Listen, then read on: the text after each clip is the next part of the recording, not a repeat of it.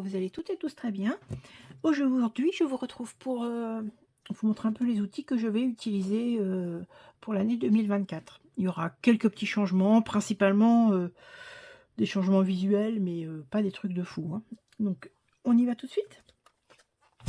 Mon planeur, donc je l'ai créé, je sais plus, octobre, novembre. J'ai dû le créer en novembre et j'ai commencé à l'utiliser pour voir un petit peu si j'avais des choses à changer ou pas. Je ne crois pas. Il me convient. Donc, vous l'avez déjà vu, hein, quand je fais mes bilans, vous le voyez déjà utilisé. Donc, je vous le représente vite fait. Donc, toujours la première page, page de couverture. Hop, ça c'était mes mois précédents. Ensuite, la planification sur l'année. Hein, on a un visu sur toute l'année. Donc, moi, j'ai déjà marqué au crayon le nombre de semaines que j'avais pour chaque mois pour pouvoir faire des anticipations par rapport à la 5e semaine. Ensuite, je retrouverai toujours la planification du mois, le calendrier du mois, où je pourrais y inscrire comme là. En fait, j'ai inscrit les choses qui me sont importantes. Voilà, donc ça, c'est plutôt pas mal. Le petit truc là, je sais plus comment ça s'appelle, un onglet là, pour pouvoir séparer mes feuilles. J'aurai toujours mon suivi de charge fixe, parce que ça me permet vraiment d'avoir un visu immédiat sur ce qui s'y passe. Bien sûr, je les reprends là. Donc là, c'est sur ma partie plastifiée. On va partir sur la partie papier toute simple, hein. Bon, comme d'habitude. La date du budget, les ressources, avec à chaque fois les détails, ce qui rentre, hein. Donc voilà, moi j'avais marqué pension, sécu, mutuelle, divers. Voilà, ça c'est ce que j'ai prévu, donc prévu et réel. Ensuite, toutes mes catégories de charges fixes mensuelles, mes charges variables mensuelles. Et j'ai même une petite, j'ai mis ici annuel aussi, puisque quelquefois il y a des choses qui viennent une fois par an, donc il ne faut pas oublier, donc on les note, on peut les noter ici. Toujours crédit dette. La deuxième page, hop là, la deuxième page avec le récap de la façon dont les choses vont se faire. Donc sur les épargnes mensuelles, combien je vais y mettre, pardon, les enveloppes mensuelles, combien je vais y mettre, les épargnes mensuelles, pareil, je détermine court terme, long terme et provisions. Le bilan global du mois. Donc ça, rien ne change. Là, c'est le visu justement sur comment je réétablis mes dépenses prévues sur les 5 semaines, les épargnes que j'ai prévues. Donc ça, c'est en général les épargnes cash. Ici, c'est mes épargnes virtuelles. Avec ici un petit récap, mais celui-là, vous ne le voyez pas parce que c'est monsieur, madame. Moi, c'est juste pour moi, pour savoir un peu ce qui s'y passe. Et une petite case événement du mois, si vraiment il y a un truc important que je ne dois pas oublier. Les dépenses du mois en carte bleue. Les dépenses du mois, je les note pas. Vous les voyez pas forcément passer parce qu'en fait, je les note sur le tracker et moi, ça me suffit. J'ai pas besoin de tracer forcément que j'ai pris, par exemple, 2 € de baguette. C'est pas ça. Moi, le plus important, c'est les choses, les grosses choses, hein, surtout les grosses épargnes, les gros achats. Et bon, souvent, les gros achats se font en carte bleue. Donc, c'est plutôt pour ça que j'ai cette feuille-là. Voilà, donc les économies du mois, le bilan des enveloppes. Et c'est la même chose, ça. Oui, bah, je l'ai mise 2 fois. Voilà, et les remplissages de la semaine sur les défis. Donc, il y a des choses qui vont peut-être un peu évoluer ici. Je vais vous montrer. Et puis, récap des économies mensuelles. En fait, ça, je m'en sers pas. J'ai vu que je m'en servais pas. Donc, je laisse encore un petit peu. Peut-être que je le retirerai. Donc, ça, c'est pour mon comment dire, mon budget planeur mensuel. Là, c'est toujours mes pages de bilan. Hein, donc, le bilan mensuel des défis. Je sais pas si ça a un intérêt. Je me tâte encore de voir s'il faut que je le laisse ou pas. Je verrai. Ensuite, les provisions sur charge. Ce qui me reste, moi, par exemple, vous voyez, provisions sur charge, ce que j'ai déjà prévu. Donc, je vais le laisser, je pense. Ça me donne vraiment un visu. Court terme et long terme, ils sont là. Et puis, je l'ai fait, mais en fait, je m'en sers pas. C'est les cartes fidélité et applications. Bon, je verrai si je l'utilise ou pas. Je verrai. Voilà, et puis la page de fin. Donc ça, c'est ok. Donc vous voyez, il n'y a pas grande chose en termes de changement au niveau du budget de planeur. Maintenant, on va changer, c'est surtout ce que je vous ai dit, c'est surtout le visuel. Donc, j'ai prévu, voilà, je vais changer ces petites choses-là. Plutôt que d'avoir des choses qui n'étaient pas forcément pratiques, c'est-à-dire qu'il fallait que j'écrive ici et il fallait que je tourne. C'était pas toujours simple. Moi, là, j'ai décidé de faire différemment. Donc, toujours le même logo, hein, pas le logo, en tout cas, le même visuel assez végétal. Je trouvais ça très joli cette année. Donc, voilà, course. Et puis, c'est de ce côté-là que j'ai noté. Vous voyez, ça change un tout petit peu. J'ai changé simplement là, comme ça restera face à mon enveloppe, ça sera plus simple. Donc voilà, au cas où, ça sera comme ça. Hop, je tourne, ça sera en face. Donc j'ai fait ça pour toutes mes épargnes, mes blocs de dépenses mensuels. Donc j'ai courses, au cas où, perso, loisirs, resto, beauté, santé. Hein, toujours avec mes petites choses comme ça. Là, je me suis noté un petit indice là pour que je ne l'oublie pas. Beauté, resto, vous voyez, et puis voilà, je remplis, ou je colorie, ou je colorie pas, bon, je verrai. Voilà, donc ça, c'est bon. Ensuite, au niveau des épargnes, alors, celui-ci, j'en attends un autre, j'en ai commandé un deuxième. Normalement, il sera vert, pour aller avec cette couleur-là, je verrai. Donc là, pour le moment, j'ai provision sur charge et épargne à court terme. Donc, je voudrais mettre les épargnes à court terme à part. Donc, on va voir comment ça se passe. Donc là, c'est pareil. J'ai changé mes trackers. Et puis mes petites... là, ça restera toujours... Vous voyez, donc ça sera comme ça. Hein. Mes enveloppes, je ne les change pas. Moi, quand c'est propre, je vois pas pourquoi je changerais. Je veux dire, on est là aussi pour objectiver... une réelle économie, en tout cas le moins de dépenses possible, eh ben, ce que je peux ne pas dépenser, je ne le dépense pas, c'est sûr. Si ça fonctionne, c'est nickel, je laisse. Donc voilà, donc ça sera toujours, là ça sera toujours 100 € pour mes petits enfants. Ça, j'ai pas fait de tracker. Anniversaire, toujours 600, mais je trouve que c'était plus, vous voyez, ça sera plus en harmonie. Donc voilà. Noël, voilà, c'est pareil, hein, toujours la même somme, mais plus en harmonie aussi. Et puis solde, bon, voilà, j'ai changé plutôt que ces petits sacs là.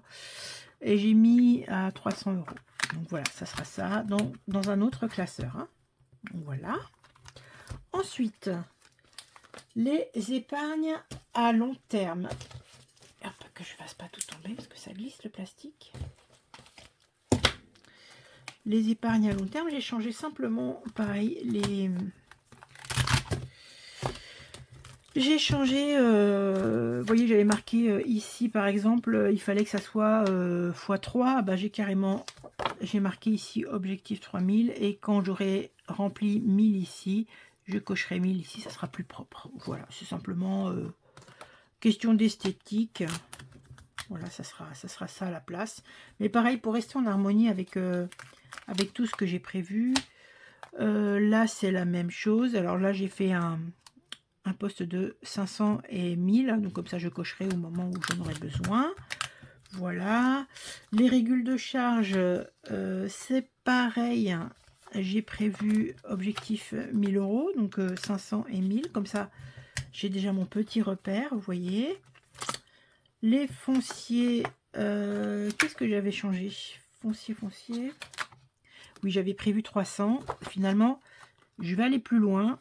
C'est-à-dire que plus je mets de côté, mieux je me porterai, parce que si jamais on a des contraintes d'augmentation, et ben au moins c'est pas perdu, c'est pas à fond perdu, hein, c'est de l'argent, c'est de l'épargne. Si vraiment il n'y en a pas besoin, et ben je serais bien contente de les trouver si nécessaire. Voilà, donc ça, vous voyez, ça va changer. Couture, j'ai changé aussi, donc objectif 1000 € et même jusqu'à 2000. Ça, c'est pas un problème en fait en soi, en termes d'envie, puisque bah voilà, une machine, par exemple, moi une machine à coudre, on est plus à 1000 €. Donc sachant que c'est aussi mon enveloppe shopping, si elle fructifie, c'est très bien. Donc voilà. Donc vous voyez, c'est un peu ça. Voilà, c'est surtout en termes à la fois le design et à la fois les objectifs qui ont changé sur mes enveloppes. La voiture, j'avais un objectif de 400, finalement je l'ai passé à 500 et idéalement 1000, mais c'est pas pour cette année, c'est pour dans plusieurs années, hein, je suis pas du tout pressée.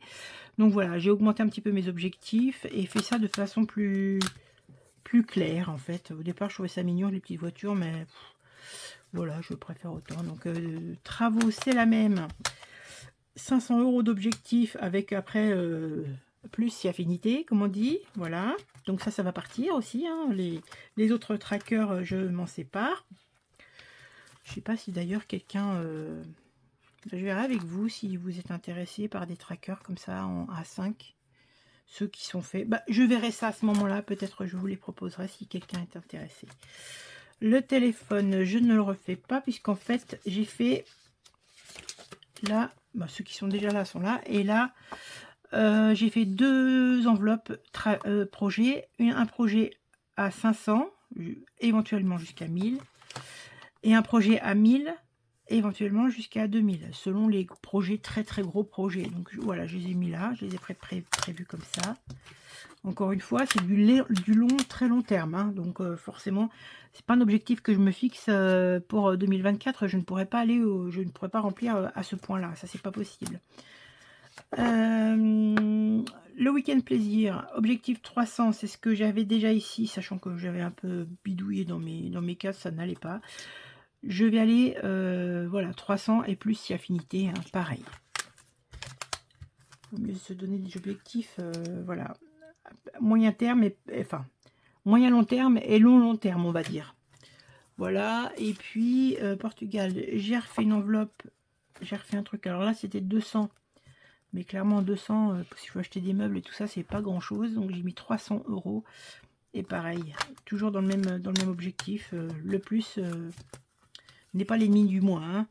Les transports, c'est pareil. J'ai mis 500 €. Donc là, voilà, ça c'est mes enveloppes, mes trackers qui changent.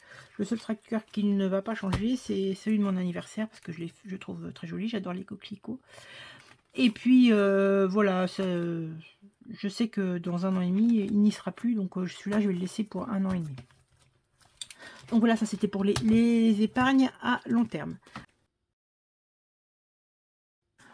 Classeur budget planner, mon terme du mensuel ne change pas. Mes épargnes long terme ne changent pas. Et ça sera divisé en 2, donc il y en aura un de plus.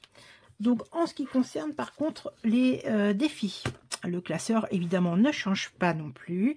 Par contre, ce qui se passe en termes de défis, ça va changer. Alors, qu'est-ce qui va changer? Alors, on va commencer par le début. Alors, change ou change pas d'ailleurs. Donc les saisons, ça se poursuit, hein, toujours sur 130 € de budgétisation. Donc là, ce sont des défis que j'avais moi-même créés, hein. Donc vous voyez l'hiver en ce moment. Et vous aurez donc, il y a donc le printemps avec les fleurs de cerisier, donc toujours avec un budget de 130 €. L'été, 130 € toujours avec plein de petits sujets qui appellent quoi, la baignade, le soleil. Donc des petits sujets à 10 € toujours, donc toujours un budget de 130 €. Je ne sais pas montrer derrière, on voit pas très bien les fleurs de cerisier. Donc voilà, défi de l'été et défi de l'automne. Il faut que je les fasse puisque je l'ai utilisé cet automne. Voilà, avec diverses feuilles automnales. Et puis ça, c'était ce que je n'ai pas encore retiré de mon enveloppe puisqu'on fera le bilan, comment dire, on fera le bilan bientôt. Donc ça, c'est le défi des saisons. Il reste. Donc c'est plutôt pas mal, hein, 130 € x 4. Je vous laisse le calcul. Ça fera une belle petite épargne. Donc celui-là, on le poursuit. Ensuite, mon chouchou, le Monopoly, vous le connaissez. Celui-ci, je le vide à la fin de l'année. Ça part sur Noël de l'année prochaine. Et bien sûr, il repart à 0 pour l'année 2024. Celui-là, tip top, je le continue. Ensuite, on va faire les choses tout à fait classiques. Bon, vous voyez, j'ai repris les mêmes couleurs. Donc, le défi des centimes, j'ai mis une base maximale à 7 € et j'ai marqué un petit bonus à 1,50 € pour faire 250 €. J'ai calculé par rapport à mon enveloppe que j'ai déjà. Ça me semble être pas mal pour une année. 250 €, j'y mettrai les pièces de 1 € et de 2 € dedans. Donc, plus 10, 20 et 50 centimes, je pense qu'on peut y arriver. Voilà, donc ça c'est OK. Toujours pareil, hein, vous avez vu, c'est les mêmes couleurs. Le défi des 5 €, forcément celui-ci, je le conserve aussi. Hein. J'ai une base maximale de 200 € qui est renouvelable. Voilà, donc là c'est plutôt pas mal. Ensuite, j'ai créé... je me suis beaucoup inspirée de blush, bien évidemment. Une enveloppe 52 Wix, mais à 560 € parce que l'autre, je trouvais que c'était un peu difficile. Alors, à chaque... par 6 semaines, il y a une fois 15 € et sinon tout le reste, c'est 10 €. Donc, ça donne 560. Je pense plus simple. En tout cas, pour moi, ça sera plus simple. Je l'ai quand même fait si vous voulez le télécharger sur mon Prime, pas mon Prime, pardon, mon Google Drive, en 770, mais ça, pour moi c'est trop élevé. J'ai fait un autre défi aussi, un défi 37 cases. Bon bah c'est quand je pourrai. 37 cases, c'est sur une année. C'est une valeur de 250 €. Je n'ai pas encore l'idée de ce qu'il va être, pourquoi il sera destiné, mais je voudrais le faire. Puisque je ne fais pas le défi des jours fériés cette année. J'ai décidé que je ne le ferai pas. Et je ne ferai pas non plus le défi 2024. Pourquoi je ne vais pas le faire? Parce que vous l'avez déjà vu. J'ai acheté chez Émilie, l'atelier de Lily, les enveloppes. Moi, je connais déjà le total, puisque elle m'a demandé le total que je voulais. Donc celui-là, il fait partie de mes défis de l'année prochaine. Donc pour les enveloppes. Ensuite, j'ai le défi, toujours le défi mensuel. Soit je l'alimenterai, soit, donc défi du mois, soit je l'alimenterai avec des petits défis que je trouve par-ci par-là avec les copines. Bon, voilà, ça c'est ce que j'avais fait pour le mois de janvier. Enfin, je le ferai tant qu'il fait pas beau. Un petit défi comme ça. Donc ça, celui-là, il va là. Et sinon, j'ai une autre option, c'est le défi annuel. J'avais les cartes de blush. C'est des cartes où les montants sont pas trop élevés. 15, 20, 20, 15, 20. Vous voyez, c'est toujours à peu près, c'est pas des sommes trop élevées. Donc ça, c'est possible. J'ai marqué annuel parce que ça, je me donne pas forcément sur le mois. C'est quand elle est finie, j'en prends une autre. C'est tout. Donc celui-là. Moi qui voulais alléger mes défis, finalement, je ne les ai pas allégés. J'en ai créé un. J'ai mis dans l'enveloppe pas à pas parce que je vais pas jeter cette enveloppe. Elle peut être utilisable. Donc, chaque mois, je peux rayer une case ou deux, ou les deux. Et j'ai un montant sur l'année, vous voyez. Je suis, que je ne dise pas de bêtises, par 4 mois, c'est par 4 mois, je suis à un montant de 70 €. Là, ça fera 70, là, ça fera 70, là, ça fera 70. Vous voyez, donc c'est des petits montants aussi, parce que sinon, moi, si j'ai des montants trop importants, moi, ça me décourage. Donc voilà, donc c'est des petites cartes à gratter que j'ai faites avec les petits symboles, je sais pas si vous voyez, petits symboles... Voilà, galette des rois pour janvier. Le petit arc avec la flèche en cœur pour février. Ensuite, mars, le trèfle. Avril, pour Pâques, le petit lapin en chocolat. Mai, le muguet. Juin, les feux de la Saint-Jean, donc un petit feu. Juillet, le feu d'artifice. Août, la petite valise. septembre, les petits cahiers pour la rentrée des classes ou la reprise de nos envies de budget, octobre, la petite citrouille, novembre, le petit écureuil et décembre, le petit bonhomme de neige. Donc voilà, ça c'est ce que j'ai fait et je ne suis pas contrainte et forcée, mais Linda m'a forcément influencée. Alors déjà, j'avais vu le résultat de Aurélie et je me suis dit, ouais, ça vaudrait quand même le coup de le faire. Ben voilà, je me suis créé mon enveloppe mystère aussi. Donc j'ai fait ça. Donc enveloppe mystère, un lancer de dés en début de mois. Si je tombe sur la case, sur le 1, je mettrai 10, 2, 20 euros et jusqu'à 60 euros. Mais ça, par contre, je le mettrai d'emblée lorsque je ferai mes épargnes du mois. C'est-à-dire que si vous regardez Aurélie des enveloppes dorées, par exemple, quand elle pensait qu'elle allait avoir 60, elle budgétait 60 pour mettre dans cette enveloppe-là. Quand elle tirait son petit papier, si c'était 20, elle ne mettait que 20, et les 40 qui restaient, elle les dispatchait sur d'autres épargnes. Donc je vais faire la même chose. Je suis plutôt contente. Voilà, j'ai été influençable. Voilà, puis là j'ai fait en sorte de bien opacifier mon enveloppe pour ne pas que je voie ce qui s'y passe. Et je pense que si je dois mettre de temps en temps des grosses sommes, si j'ai besoin de faire de la monnaie, je demanderai à monsieur de prendre l'enveloppe, de faire les échanges pour que je ne voie pas ce qui s'y passe là-dedans. Ben, ma foi, c'est pas mal déjà. Hein. Je pense qu'on a fait le tour. Hein. Il y a de quoi faire pour la nouvelle année. J'ai lu un livre là il n'y a pas longtemps. C'est Anthony Nova. Je crois que c'est ça son nom.